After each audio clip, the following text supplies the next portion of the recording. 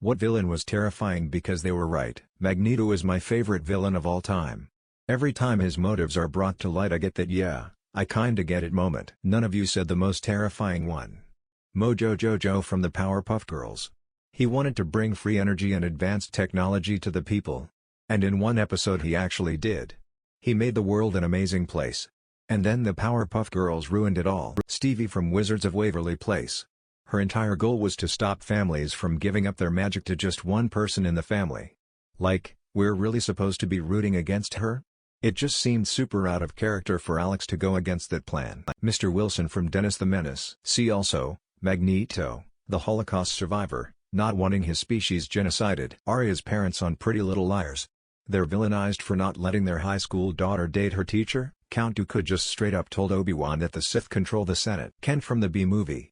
I too would go absolutely berserk if a talking bee stole my girlfriend and gaslit me into thinking I was crazy. The Bears from Goldilocks and the Tree Bears. General Hummel from The Rock. The Hamburglar was just trying to save children from childhood obesity. Gladys, she was absolutely right, you are a terrible person. Colonel Kurtz. We train young men to drop fire on people, but their commanders won't allow them to write fuck on their airplanes because it's obscene. The Mom and Mrs. Doubtfire. King Kong. Not even because he was right. He was just alive, minding his own business and blam, taken out of his home and made to be the villain without any choice. A real good example of human nature. Added a word. Roy Batty. What was done to him and his kind was wrong and he had righteous anger. The replicants from Blade Runner. Used as slaves and given artificially short lives. They just wanted to live and be free. I wasn't really terrified of it, but N was right in my opinion when we're talking Pokémon. Dude thought getting these creatures and making them fight till one is knocked out wasn't that amazing of an idea and it just made sense to kid me. That all said, I think Ken is a really interesting character that can be interpreted in many different ways. Of all the main leaders of these games, I think Ken had the best argument. It wasn't perfect though. I like Ken a lot for his character development. I agree with him at the end. Real Pokémon mistreatment should not be tolerated. But a Pokémon trainer simply using Pokémon in battles does not qualify as mistreatment as the Pokémon is happy. The Pokémon like the trainers, that is the best you should wish for there.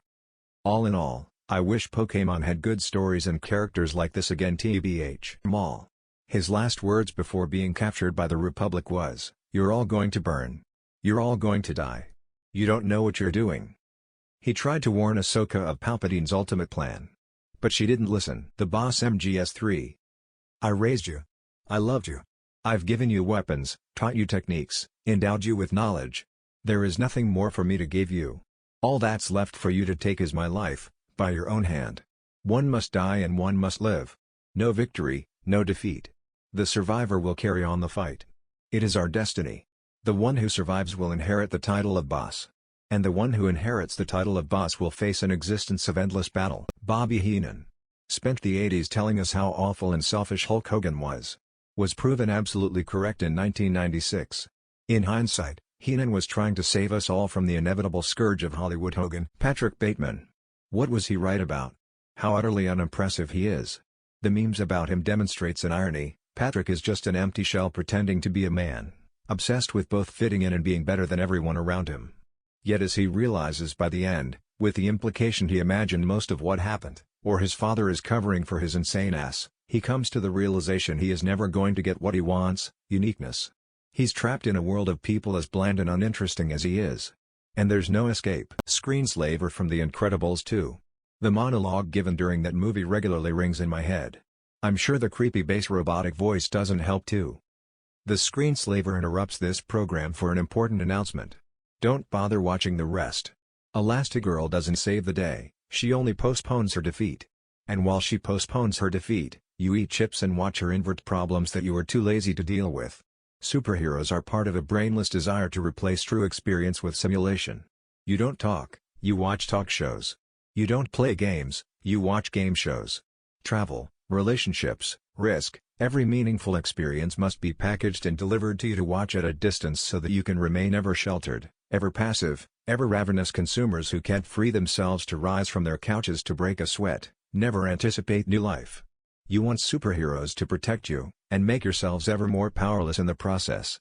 Well, you tell yourselves you're being looked after.